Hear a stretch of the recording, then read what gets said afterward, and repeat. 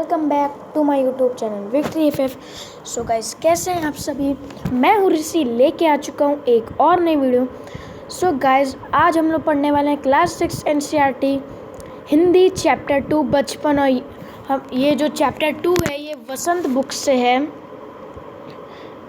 तो चलिए वीडियो को स्टार्ट करते हैं। मैं तुम्हें अपने बचपन की ओर ले जाऊंगी। मैं तुमसे कुछ इतनी बड़ी हूँ कि तुम्हारी दादी भी हो सकती हूँ और तुम्हारी नानी भी, बड़ी बुआ भी, बड़ी मौसी भी। परिवार में सब मुझे अपनी लोग जीजी कहकर ही पुकारते हैं। मतलब वो मुझसे मतलब मैं तुमसे इतनी बड़ी हूँ कि मैं तुम्हारी दादी हो सकती हूँ। तुम मुझे नानी भी कह सकते हो, बड़ी बुआ भी कह सकते हो, बड़ी मौसी भी कह सकते हो। लेकिन परिवार में जो लोग हैं वो उन्हें जीजी कहकर पुकारते हैं। और जो इनकी पिक्चर आप जो होगी, तो ये है वो चैप्टर की पिक्चर जिन्होंने लिखा है। बुआ भी, बड़ी मौसी भी, हाँ, मैं इन दिनों कुछ बड़ा यानी उम्र में सयाना महसूस करने लगी हूँ। शायद इसलिए कि पिछली शताब्दी में पैदा हुई थी। यहाँ इस कहानी में वो अपने बारे में बता रही हैं। मतलब वो कह रही हैं कि कई दिनों से मैं अपने कुछ दिनों से वो बड़ा उम्र में महसूस करने लगे, मतलब सयाना महसूस करने लगी है। शायद इसलिए कि पिछली शताब्दी में पैदा हुई थी। मेरे पहनने ओढ़ने में भी काफ़ी बदलाव आए हैं। मतलब वो जो पहनती थी, ओढ़ती थी, उसमें काफ़ी बदलाव आ चुके हैं। पहले मैं रंग बिरंगे कपड़े पहनती रही हूँ, नीला, जामुनी, ग्रे, काला, चॉकलेटी। तो ये जो है वो कलर है, कौन से कलर के मतलब वो कपड़े पहनते थे। अब मन कुछ ऐसा करता है कि सफ़ेद पहनो, गहरे नहीं हल्के रंग, मतलब सफ़ेद रंग पहनो या फिर हल्के रंग के कपड़े पहनो। मैंने पिछले दशकों में तरह तरह की पोशाकें पहनी हैं। उन्होंने कई तरह के कपड़े पहने थे। पहले फ्रॉक, फिर निक्कर वॉकर, स्कर्ट, लहंगे, गरारे और अब चूड़ीदार और घेरेदार कुर्ते। मतलब वो बता रही हैं कि पहले क्या पहनती थी, उसके बाद और अब क्या पहनती हैं। बचपन के कुछ फ्रॉक तो मुझे अब तक याद है, उनको अब तक याद है। हल्की नीली और पीली धाली वाला फ्रॉक, गोल कॉलर और बाजू पर भी गोल कफ, एक हल्के गुलाबी रंग का बारीक चुनटों वाला फ्रॉक, नीचे गुलाबी रंग की फ्रिल। मतलब इस तरह के जो फ्रॉक हैं उनको याद थे, इस तरह के जो फ्रॉक थे।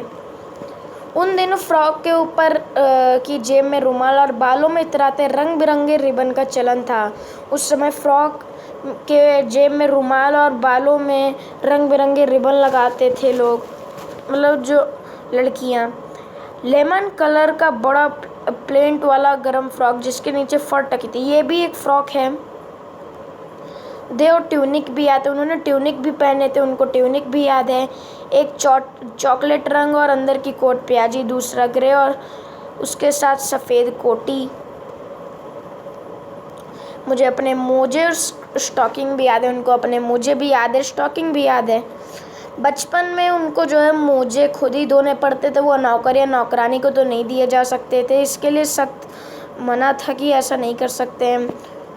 जो बच्चे थे वो उनके यहाँ, और वो जो इतवार संडे को सुबह इसी में लग जाते थे।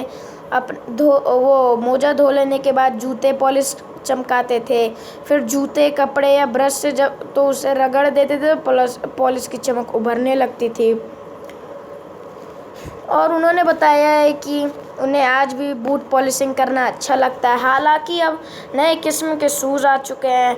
हाँ, उन्होंने ये भी लिखा है कि हाँ, अब ये भी है कि आरामदेह शूज़ अब आने लगे हैं। ऐसा नहीं है, पहले तो कुछ टाइट वैसा था, लेकिन अब ज़्यादा आरामदेह आने लगे हैं। और वही लिखा है, हम जब भी नए जूते पहनते उसके साथ छालों का इलाज शुरू हो जाता। हम लोग अपना छालों का इलाज, आप छालों का इलाज कराते होंगे, मैं तो नहीं कराता। जब जूता पहनते हैं, नए चप्पल पहनते हैं ना, तो छाले हो जाने लगते हैं। तो वही छाले हो जाते थे इनको भी, और ये अपने छालों का इलाज करवाते थे। आप करवाते थे कि नहीं, कमेंट में ज़रूर बताइएगा। जब कभी लंबी सैर पर निकलते अपने पास रुई ज़रूर रखते, जूता लगा तो रुई मोजे के अंदर। हमारे तुम्हारे बचपन में तो बहुत फ़र्क आ चुका है। मतलब कि जब भी वो कभी लंबी सैर पर निकलते थे तो अपने साथ रुई रखते थे, जूता लगा तो रुई मोजे के अंदर। इसका मतलब मेरे को समझ नहीं आया क्या बोलना चाह रहे हैं ये। जब कभी लंबे सैर पर निकलते अपने पास रुई ज़रूर रखते, जूता लगा तो रुई मोजे के अंदर। हाँ, अब तुम्हारे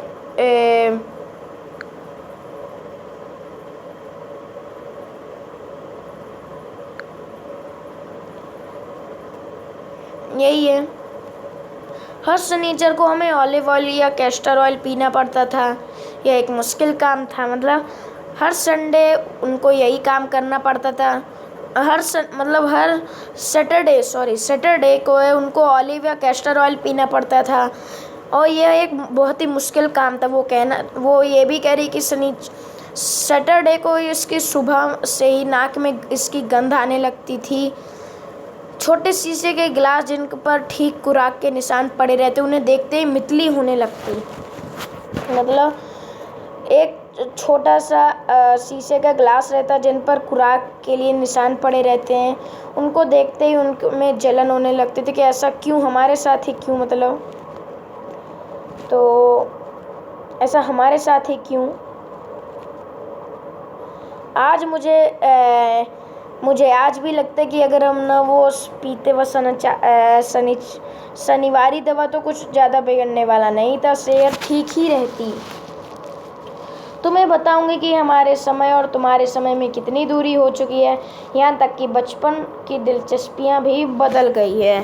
तो इसी के साथ हमारी वीडियो यहीं पे ख़त्म होएगी, और वीडियो को लाइक करना मत भूलिएगा, चैनल को सब्सक्राइब कर दीजिएगा, बेल नोटिफिकेशन को ऑल पे सेट कर दीजिएगा ताकि आपको हमारी हर वीडियो मिलती रहे सबसे पहले। और पार्ट 2 में हम इस पूरे चैप्टर को ख़त्म करेंगे। तो bye bye, tata and see you. Bye bye guys.